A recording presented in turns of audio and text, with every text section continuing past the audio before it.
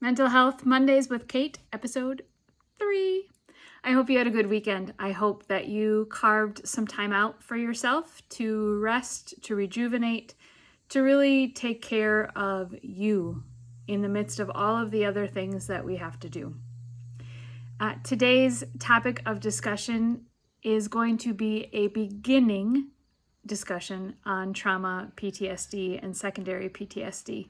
I say beginning because this topic is so big and so broad, but also so important and under-discussed and limited in the ways that it's discussed. And so we're going to do just a brief introduction to trauma today, a little bit on what it is, what it isn't, and next week we'll talk about what in the world is secondary PTSD and how do I support myself or how do I support someone I love as they battle with this really tough type of trauma. So trauma, let's just be clear that you do not get to decide what is traumatic for somebody else. So there are clear traumas, right? If you're in a life-threatening situation, you are likely encountering trauma. We all respond differently. We all encounter those things and face those things, levels of resiliency. All of those factors impact how we respond and how trauma sticks with us and how long it sticks with us. But everybody is impacted by trauma in some way. Now, the tricky part comes when we are dealing with a situation that isn't necessarily life-threatening, but our brain interprets it as life-threatening. That's the key. Our brains, look, God created us with incredible brains that are smart and can do amazing things, so creative, but also our brains can try and take control of us instead of the other way around. And so the way that it filters things, which is dependent on so much, results in how we respond to situations. So filter, what do I mean by that? All through life, from the moment we are born, we begin learning little lessons. This is why we talk about nurture so much. Were you held? Were you loved? Were you rocked? Were you told that you were loved? All of those things impact our view of self. So fast forward, we keep hearing these messages. We hear them from friends. We hear them from enemies. We hear them from frenemies. We read them in books. We see them in newspaper articles. Newspaper articles, that's funny. Magazine images, TV, commercials, shows, movies, all of it. We are constantly receiving messages.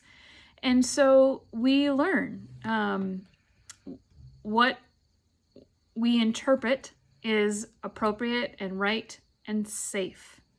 If you grow up in a house where there is, using the example of physical abuse, you grow up thinking, in a sense, that that's not abnormal. And so your brain interprets that kind of violence, that kind of reception of violence, as gradations of safety. Those people begin to interpret from a very young age how bad a response is going to be. Those are some very general, short, brief introductions to trauma. So when someone says they are traumatized or have PTSD, what they're talking about is the traumatic reaction their brain is providing them. So they get in a situation, and though in a real life moment, they are safe. Right here, right now, in this moment, I am safe.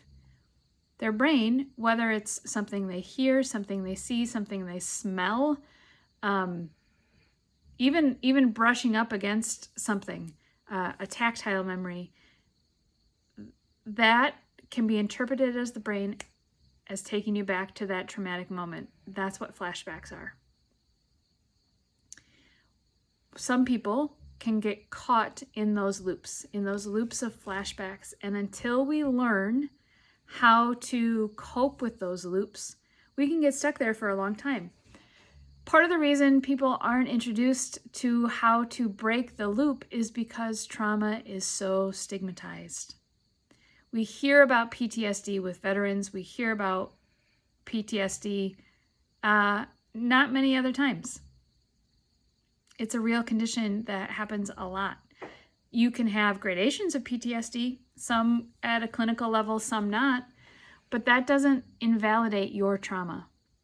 So the first part of dealing with trauma, of breaking those flashbacks, of freeing yourself from nightmares, of regulating your nervous system so that you don't break out in sweats or have panic attacks or have a racing heart. The very first step is to be able to say to yourself, to trusted people in your life, I've experienced trauma and it is impacting me.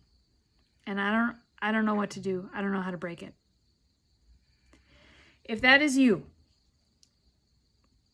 find a therapist who offers support specifically based in trauma. Ask them, what is your level of trauma-informed therapy? What do you use to treat it? There's a lot out there.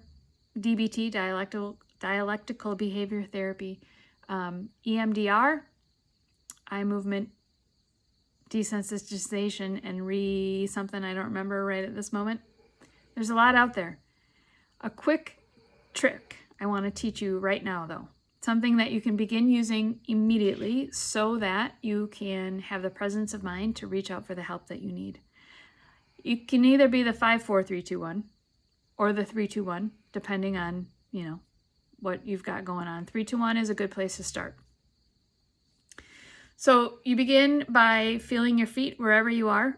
There is a variation on this for driving, but let's just say you're at home or at the office or at school. You feel your feet on the floor and you look around, and either internally or out loud, depending on who's around, you name 3 things that I can see. Look around the room and name them. Then you name 3 things that you can hear. And then you name 3 things that you can feel. And depending on where you are, add in smell. It's kind of hard to do depending on where you are. So you name those 3 things: sight, sound, touch. Then you go back through and you do it again twice. And you try to find, depending again on the size of the space you're in, 2 different things that you see, 2 different things that you hear, and 2 different things that you can feel.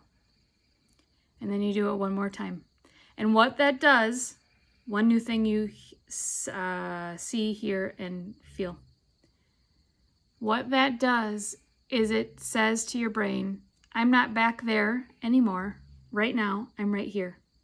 I'm right here in this moment. And in this moment, I am safe. I know that I am safe because I'm not back in that situation. I'm right here. And the proof that I'm right here is all of these things that I've just named. For more in-depth flashbacks, you can extend it up to 5 and go back down. But that is just a very brief little mindfulness tool that you can use to get yourself out of a flashback into a safer zone in your brain that then immediately begins to quiet the rest of your nervous system. So, brief introduction on trauma. We will dive into this a little bit more. Next week, we'll talk specifically about secondary trauma and what that means and how to protect yourself and cope with that. So for now, try the 3-2-1, 5-4-3-2-1 if you feel like it. If you have topics for future weeks that you would like to have discussed, please leave a comment and I'll get that on the list. Have a great week. Be kind to yourself. Be kind to others. Take care.